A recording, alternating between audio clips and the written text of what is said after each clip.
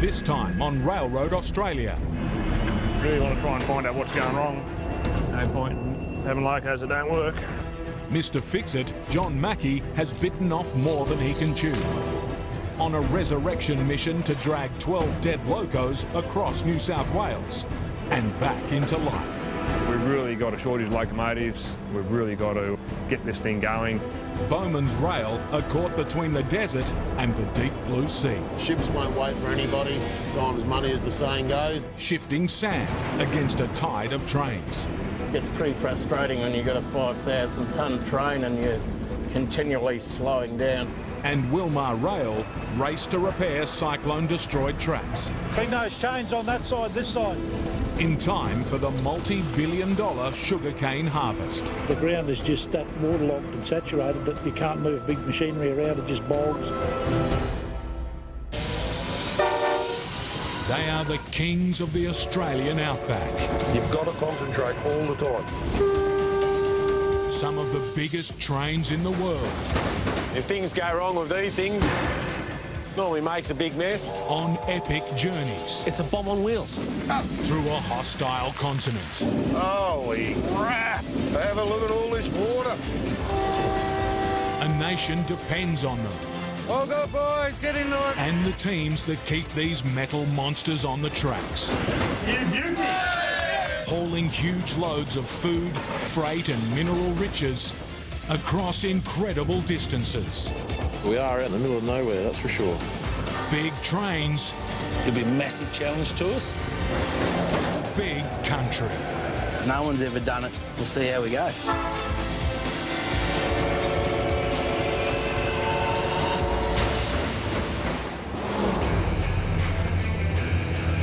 In country New South Wales, business is booming for Southern Short-Haul Railroad. To keep up with demand, the company needs to expand its fleet. We've really got a shortage of locomotives. They're at a premium at the moment. They're launching a salvage mission to round up all of SSR's ageing backup engines and restore them to full service. With the correct maintenance and with the right crew, you still get a lot of good performance out of these locomotives. Success will depend on one man. John Mackey, SSR's head of maintenance.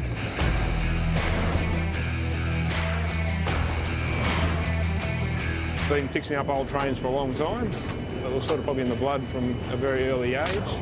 Mum tells a story that before I could walk, I actually escaped out of the house, went down the stairs and crawled up to the railway station. And next thing, the station master ringed up and said, is this your child? And sure enough, I was there. From Lithgow, John will set off on a 3-day, 600-kilometre run, picking up 12 old locomotives along the way, ending up in Juni. It will take nerves of steel, with the prospect of breaking down and choking up the railway increasing with each derelict loco he adds to the train. Yeah, he's already got the stick off for us, over. John has put Bernie Baker at the controls for the first leg. But for now, they aren't going anywhere. A brake warning light has gone off. Just going to have to hop out and have a look at the rest of the hoses, who seem to have no brakes on the pressure on this loco. Oh, roger that. Well, it's running, so the compressor can't be the issue. Right, okay.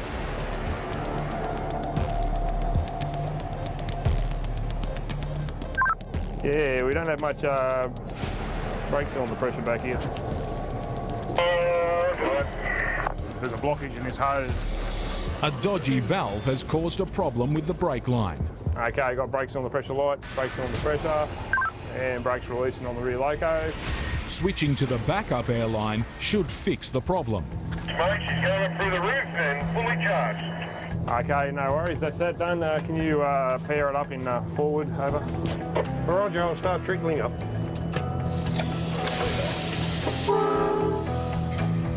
At last, John's 600-tonne salvage train is on the move. Probably about 300 k's to Parks and about 200 to Cootamundra tomorrow. It consists of 6 battered old locos. Those particular bogies haven't turned a wheel for about a month, so we're keeping a bit of an eye on those as well to make sure there's no dramas. And only 3 of those have running engines. To keep the wheels turning, it's going to take ingenuity, determination, and the mechanical mind of the amazing Mr. Fix-It. He's like our god of maintenance at SSR.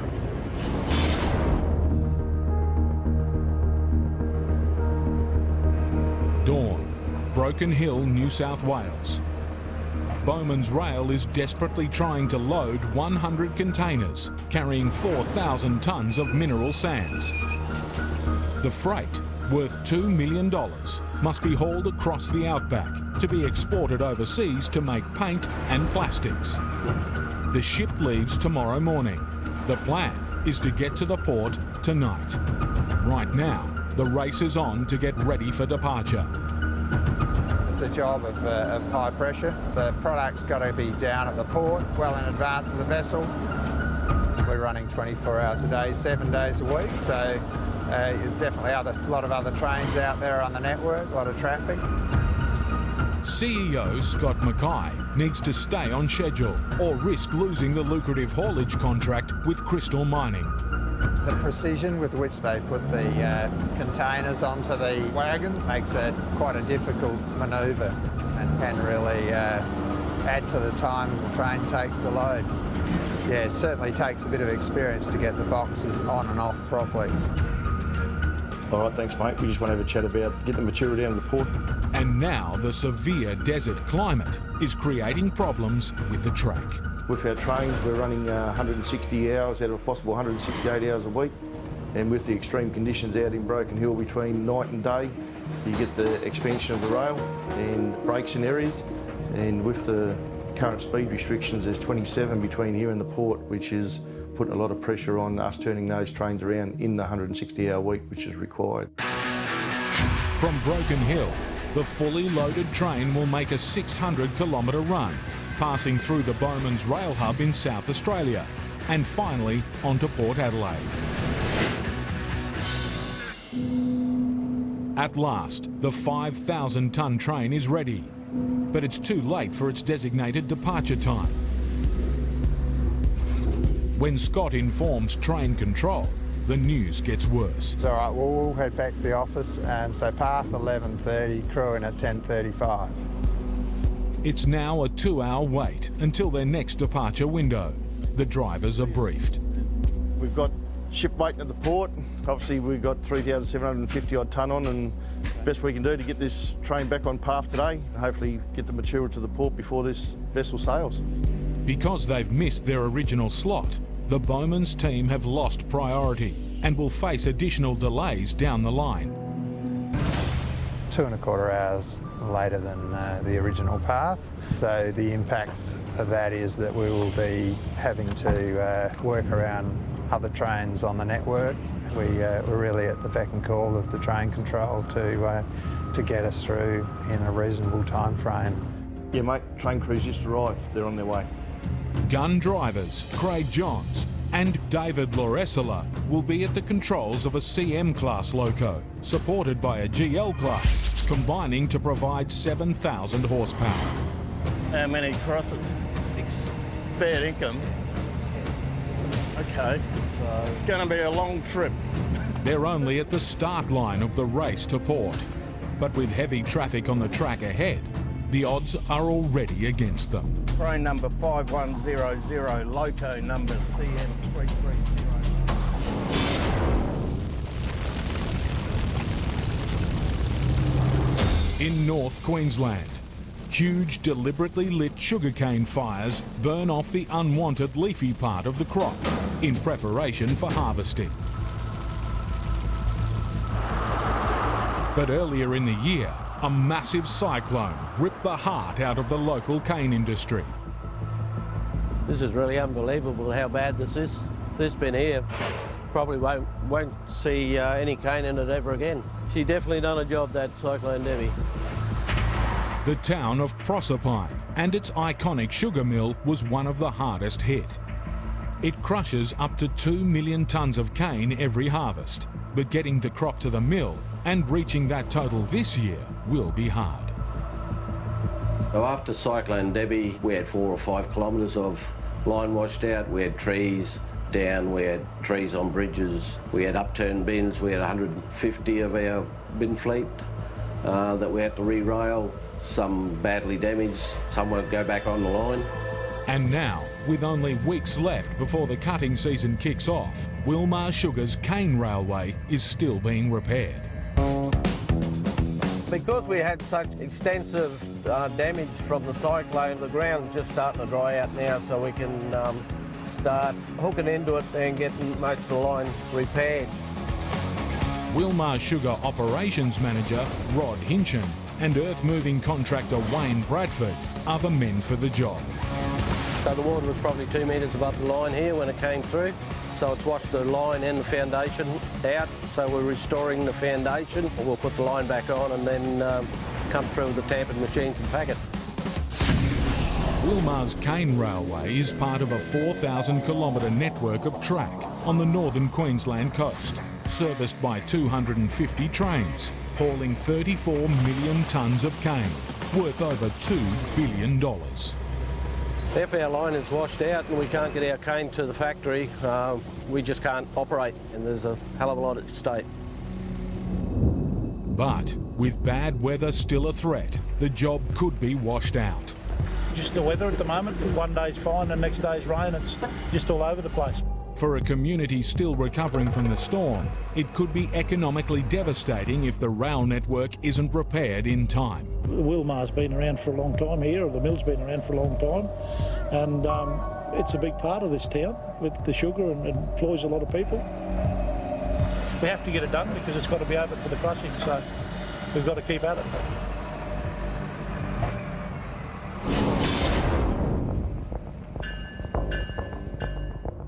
On the outskirts of Broken Hill, the Bowman's 900-metre mineral sands train is still waiting to begin its outback mission, now 2 hours behind schedule.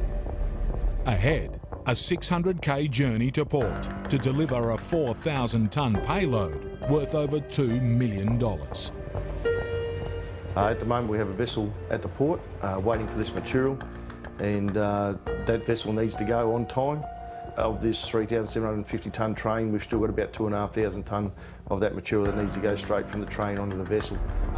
Craig and Dave are itching to go, but having missed their original departure, they've lost their priority path. They'll now need clearance from track control every step of the way. Righto, mate, be train authority number 2. Date is 19/6/17. You'll be right with that one, right, open up, get going. Authority reads, work as required between Cananda siding. But there's been a mix-up. Righto, mate, be train authority is cancelled. Receiving. Yeah, don't open up just yet, mate. They've got us to cancel this authority. They cancelled it, mate. What was going there? They'd made a mistake with one of the locations. Dave has been given some wrong information. He now has to rewrite the authority. Righto, Dave, points are set to the main line. You're right to come on out. Here we go. Over. Yeah, mate, we've got the OK to open up and we can get this show on the road, buddy. Whenever a train authority is issued or received incorrectly, it has to be immediately cancelled and reissued. At last, the locos start to pull. But with heavy traffic ahead, there's little chance of making up time. With 4 crosses on the way, we're going to be pretty slow running today. And it's a temperature-vulnerable track. When it's cold in the morning, the track's just contracting that much and pulling apart, just snapping. So we've been inundated with 20-kilometre speed restrictions and had to be ushered over a few of them. It gets pretty frustrating when you've got a 5,000-tonne train and you're continually slowing down for speed restrictions, so it's up to 80, down to 20 and all over the shop, and overall it just increases the time that you're running down the track. But they have to stop completely for oncoming trains and signal that they're safely off the main line. Got to push this one for the crossing loop. Here they come now.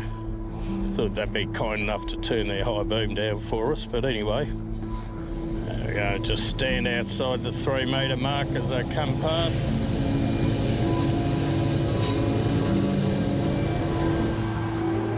Roll by is good there, 2Y and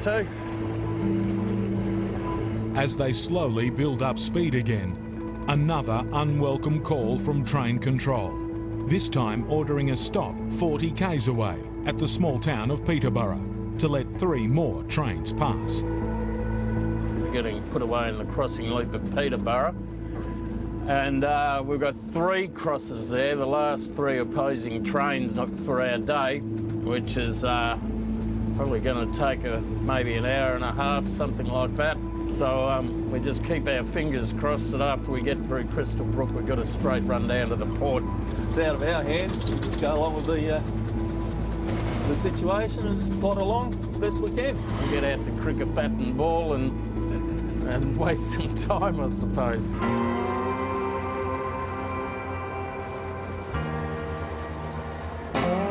The sun is almost touching the horizon as Dave and Craig pull off the main line and begin their wait. That's probably one of the most enjoyable parts of the job. The kids in the parks, as you go past, give you a wave, and they're always asking you if you want to give the horn or toot for them. They get a real buzz out of it. It's good. But kids of a different kind are causing trouble up ahead. Something might be wrong. I just like to report that, whether or not you want to try and get the police around to short that below. Yeah, not good. No worries, thanks guys. Got kids on the platform down there. Yeah, there's rocks on the track as well. Teenagers have climbed onto the track and put rocks on the rails. Until they've cleared the line, trains are at risk of derailment. Any idea on their age at all? Probably young teenagers. Only halfway to their destination, it's another unwanted delay. If they miss tomorrow's ship, Bowmans could lose their client, because their client will be losing money.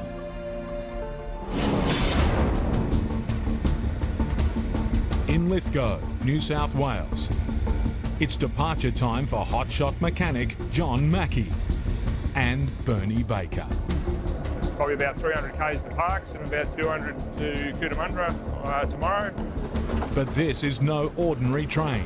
Made up of 6 decrepit locos John is hoping to resurrect, it needs to be nursed out of the station. We just want to stay in the notches a bit longer than normal because this is the first time these T-class are run for a little bit. 4 seconds, give it 10 maybe? Yeah, probably even longer. Gradually bring them up to speed, nice and steady. A bit concerned about moisture that might have got into traction motors. We just want to give them the best chance possible of going back into service smoothly. Yeah, so you've got one to go there, and you're all on the straight and narrow there, Bernie. Out onto the main line, and Bernie can start pushing the old engines a little harder. Basically, if we warm everything up nice and steady, make sure all the moisture's out, let the traction motor brushes bed in nicely without sort of just going straight into full power, we've got more chance of these locomotives being reliable. So we're just coming into Resurrecting now. A few k's north, a quick pit stop at what was once a major rail hub. I'll tell you what, I would love to have seen this place in its heyday with all tracks and everything over here. In a busy place. Oh, it must have been awesome. But Bernie isn't stopping to enjoy the sights. We do have a critical issue at the moment, and that is there's no water in this loco. John goes on the hunt. Any idea where it'll be? I'm just going to check the next one. There should be one on 22, surely. And there's 5 locos to search. Oh, I would love to have seen this place in its heyday. Aha! We're in a little one. So we can have our all-important brew for the morning. Stolen from GM10 anyway. Okay, let's go, Bernie. Do you have milk? Back on track. It's 200 kilometres to Parks, where they plan to pick up another 6 old locos. But just an hour later, trouble. The 600-ton train is losing traction. Wheel slip. All right, so still in 4. I'll come back to 3, John. No. An engine on one of the 6 locos could be playing up. You got your radio shunt for there, Bernie? Yeah, I'll go to it now, mate. Wheel slip can damage the drive mechanism and the rail surface. John needs to find which loco has the problem and fix it fast, or the mission will fail. Near Proserpine, the Wilmar crew are racing against a deadline to repair a section of washed-away rail, ready for the opening day of the cane harvest. We've got a fair bit to do. There was a fair bit of damage across the area with cyclone floods and so forth. To rebuild the foundations, the team has lifted out the existing track. Because there are washouts under this tram line 6 to 8 foot deep where the water had caused the vortex going over the top of the formation and it had just scoured it all out. That's why we had to move the track and then rebuild this. They're now carting in tons of earth to replace what was washed away. But this is a treacherous spot to rebuild rail. In these swamps, the reason you have trouble with your formation, it keeps working because the moisture's coming to the top. So what we've had to do was put our geofab down over the top to stop moisture from rising and then built the formation over on top of that to give it a solid foundation. So when the locos run across it, it doesn't pump up and down to bring the moisture to the top. It's just a bit awkward in the situation we're in this swamp because we can't work big gear. We've tried it out here and it's just bog and we can't get it near the track. Normally, with this job, we'd be backing trucks down along the formation, but we can't get trucks to it because of this sort of thing. The ground's just pumping, it's just so wet, and you just bog your machinery in there. So I've had to come to smaller gear to make it work. But they need to make progress before more rain makes the conditions even worse. The boys are still battling to finish a vital job, laying the ballast that will stabilise the track. Trains can derail, locos can derail. Because your track moves and it'll create clay holes, and then your track eventually sinks from the weight. So you have to pack it up and excavate it out and then redo it. With the harvest crush starting in weeks, they need to repair not just this section, but all the damaged parts of the network. Farmers can't get the cane off, we can't get the mill working. Wayne makes the call with Wilmar manager Ron Worth to bring the ballast-loaded truck closer to the repairs to speed up the process. Okay, that sounds good. Then we can ballast it. Righto, mate. We've still got a fair battle to get things done in time for the crushing. The farmers need us to take their cane. They can't just harvest cane and us not crush it because we have to get bins out to them. Any further delays could cost the farmers money as well because the cane not being harvested at the optimum time.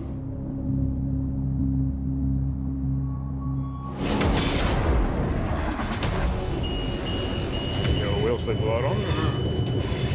Fighting all the way to bring home, save and repair SSR's busted old locos. Should be fine up here with all online, eh? Yeah. Mr. Fix-It, John Mackey, is now battling with the dreaded wheel slip. It could damage the tracks and the engines. We might pull up and have a look. Wheels are slipping on the rail and also the locomotive will stop performing correctly all of a sudden, so there's something we need to go and have a bit of a look at. So we're going to pull up here and I'll pull the engines past John really slowly and he'll just have a quick check to make sure the wheels are doing their thing. We have to be reasonably quick. A possible culprit, overheating wheel bearings. With an infrared thermometer, John can check their temperatures. Right, just get you to roll ahead, please.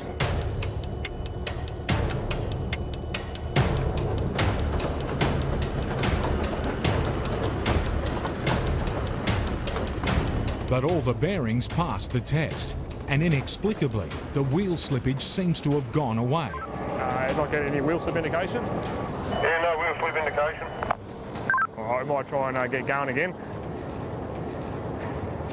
All the wheels are going around and nothing is struggling, nothing is overheated, but we haven't really come far enough for anything to get substantially hot yet. All going fast enough. All good. All good. Yeah, nothing out of the ordinary there to see. Mm-hmm. So, we'll put it down the icy rails, so we'll just see what happens. The trek west to pick up 6 more locos continues. But not for very long. It's an engine alarm, meaning one of the locos has just dropped dead. Well, now you're in trouble.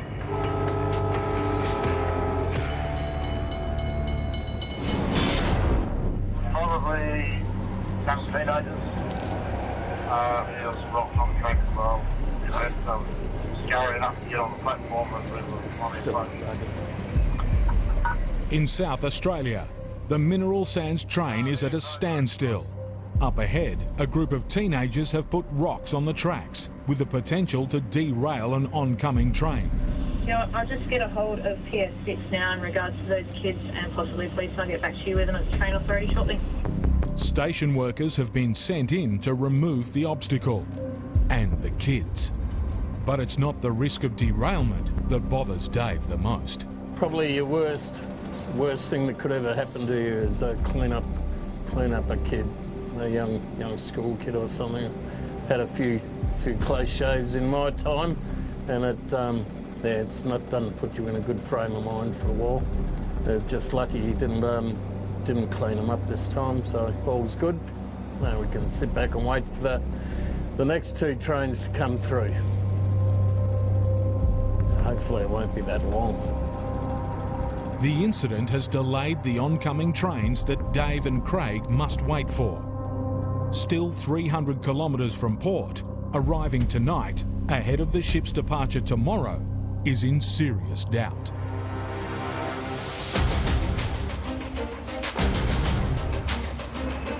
Hey, just give it a bit of TLC and we'll carry on from there, mate. And 200 kilometres down the track at Bowman's own rail hub, terminal manager Steve Guy is desperately clearing freight from the tracks. All right, Daniel, whenever you're ready, you can pull her up, mate. To make way for the 5,000-tonne sand train when it passes through on its way to port. Pretty tight schedules. Time's money, as the saying goes. It's got to be down there at a certain time. Ships won't wait for anybody. It's going to be pretty tight. If the ship leaves without them, Bowman's will be caught holding 4,000 tonnes of desert sand. There's no bottom in this country, so they just disappear. Big job getting them out, yeah. In North Queensland, on Wilmar's Cane Line, Wayne is ordering his heavy trucks onto boggy ground to offload track ballast. It's a big risk, but he needs to speed up the track repairs. To get the work done, because it's not going to dry out in a hurry, we keep getting showers and rain. The ground is just that waterlogged and saturated that you can't move big machinery around. It just bogs, and to get trucks close to it.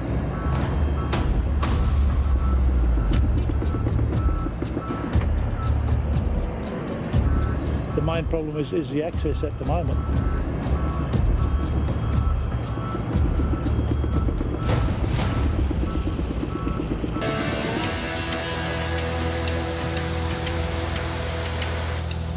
The ground holds, and Wayne's calculated call pays off. It was a risk, but it's going to be a real time saver for us. Oh, we're pleased we've got a bit of ballast now, so we can keep making inroads, so we can get this laid, then they can get the track on. The team frantically start laying the rocks. But if rain hits now, it could wash all the work away. If we can get some dry weather, it'll be good, but that's the biggest battle. Trains need to be hauling cane across this network in just a few weeks, and there's still over 4,000 metres of cyclone-damaged track to repair. No tracks means no trains to haul the cane to the mill. And we'll be processing 15,000 tonne a day. An hour lost is a lot of money in crushing of that factory.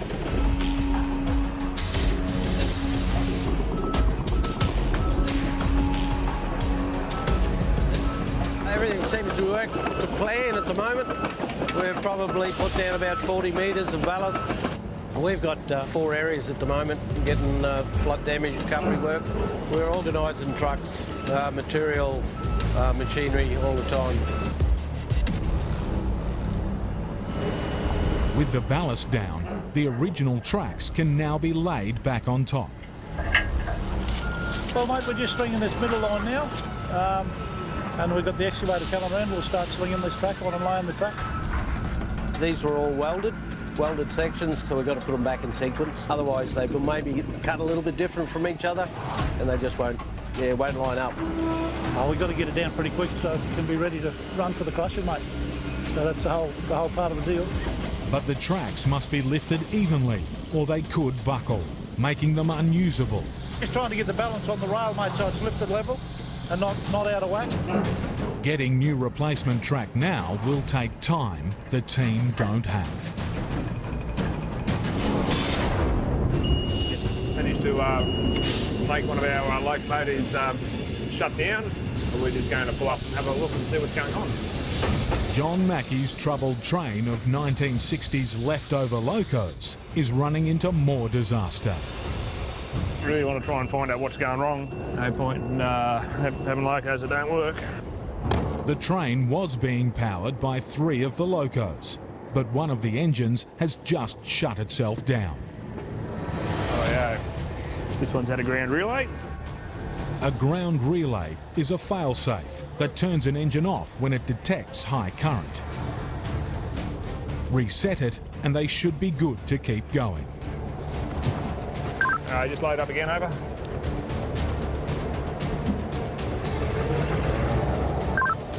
Okay, and shut off.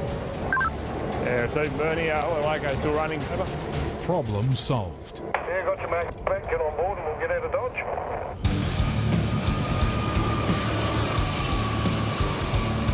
With just 150 kilometres left to Parkes, the first leg is nearly over. Veteran driver Bernie is well impressed with the work of Mr. Fix-It. He actually makes MacGyver look like an amateur. You could say that. But this train is about to get a whole lot bigger. We'll be attaching 6 more locomotives that are going to go across to Cootamundra on this train tomorrow. That will make 12 run-down locos in total and double the trouble. Oh dear.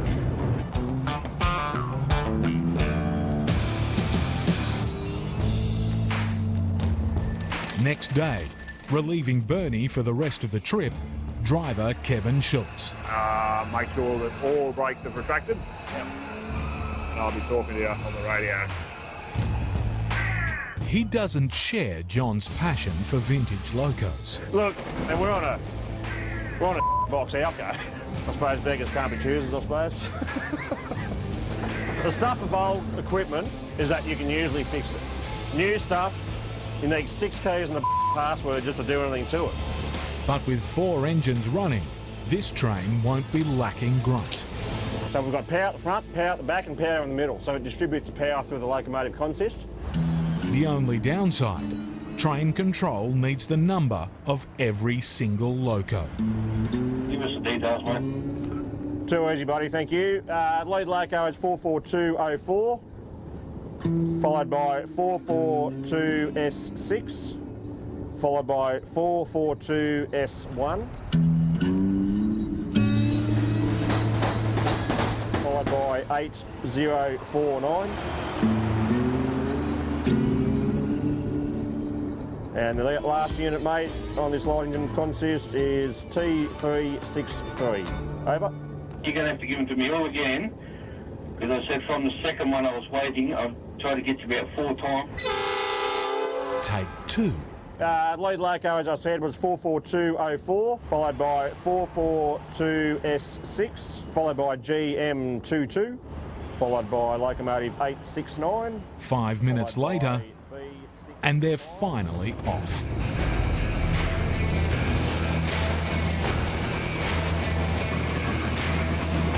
It seems to be rolling all right. Yeah, it's going good. Going good, yeah. It's your show, bro. See how we go. They're up to an 80k cruising speed quickly and leaving Parkes fast behind in a cloud of dust. The only problem, the dust is coming from the train. There's a bit of dust coming out, but it's only from the back 3 class, so let's see end of the back one stuck. It definitely won't be. It wasn't blue smoke. No, it's just it's not. Yeah. And here the compressor's working a bit harder. Well, boxes. For some reason, the sand valves have started sanding. This is a serious problem. If it's not fixed, the run could be over. We can't have locos excessively standing on the network where it relies on the wheels contacting with the rails to make the signals work correctly. They worry the out of me just quietly.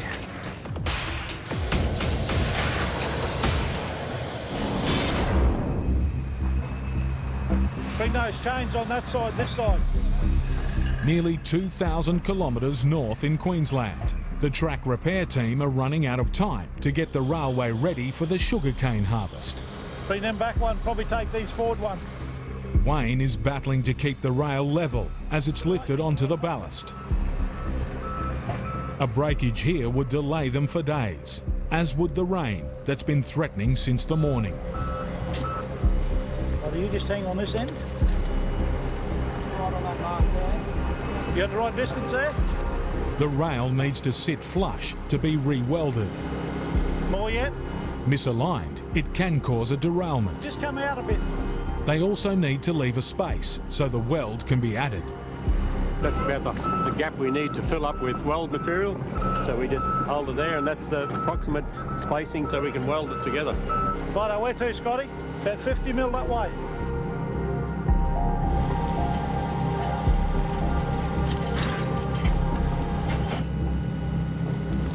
One down, two to go. That's one right prepared. Just put the panels on the lines up vertically. Hopefully tomorrow about 10 o'clock we'll bring our Boilermaker out and start doing a bit of welding. A reminder of just how devastating Cyclone Debbie was still lies on the relayed track.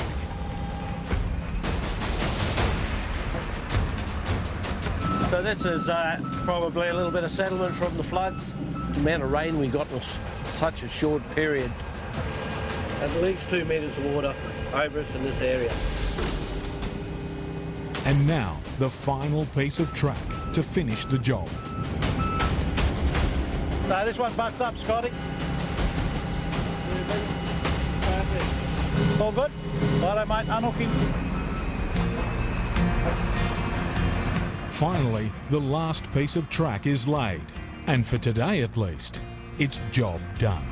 Today was the purpose of getting the formation and everything fixed up, repaired for the from the flood damage, which we've achieved.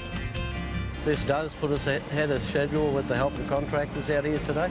So in a couple of days we'll have this line finalised back in.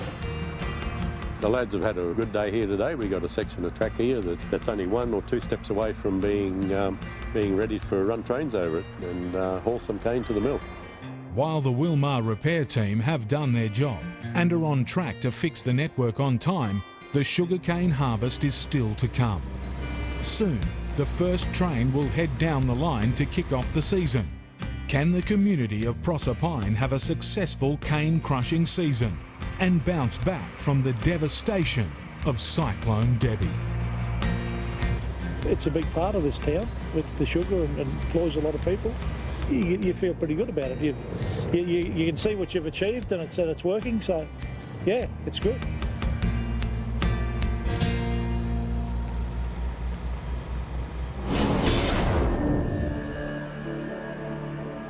Hang on, Frank, we're still moving, champ.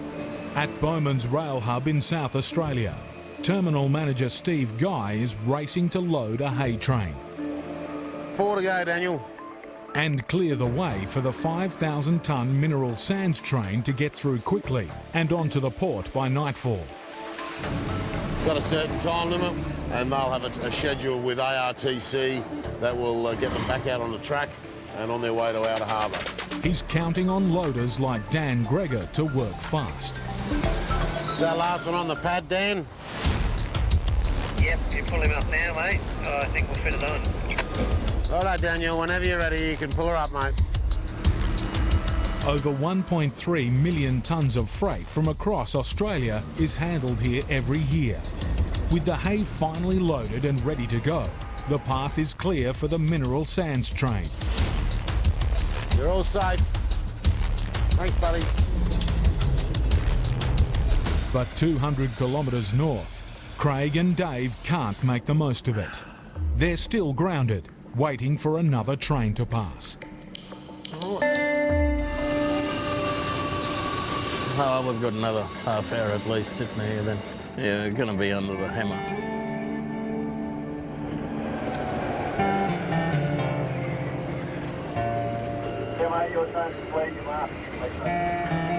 Thanks, fellas. As the last of the oncoming trains finally passes, they're on their way. The trains coming over from Perth have got in our way a bit today, slowed us down, sort of thing, so we've got to get the trains back on schedule for the rest of the week.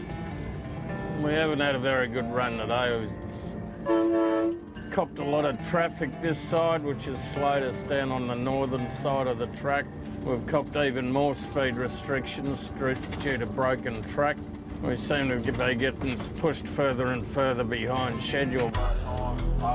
Because of the delays, it's become impossible to make the port tonight. The men have reached their 10-hour driving limit. Heard from the boss, been relieved that Bowman's tonight, work the train back early tomorrow morning. They'll have to park up in the Bowman's hub, still 100 kilometres from the port. To make the vessel in time tomorrow, it will be an early start. Pick the train up in the morning at about 4:30 or so, and the boss wants the train back on the track at 5 in the morning. Hopefully we don't encounter as many crosses as we've had today.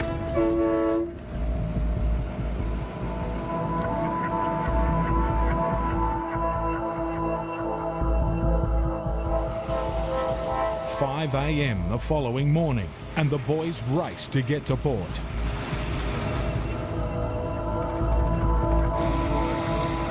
Got the 40 coming up at the 116,500. If the ship has sailed, the unhappy client could cut ties with Bowman's. And why shouldn't we finish up with yet another speed restriction? So we just do what we can, keep the train running to the right speed, but if you don't run safe, you don't get your load to where you want to go. If something goes wrong, and we don't want that. After one final cross, You guys are up complete, but not close to there, Oliver. Sweet, lovely job. they've made it with the ship still in port, and the team can celebrate another successful delivery. All in all, it's been a pretty good run. Can't do much about the rail schedule sometimes, cop the good with the bad, but still one of the best jobs on the face of the planet, and I wouldn't do anything else for quids. And as the 4,000 tonnes of mineral sands are loaded onto the ship, Bowman's sand train heads back inland to load up and do it all over again.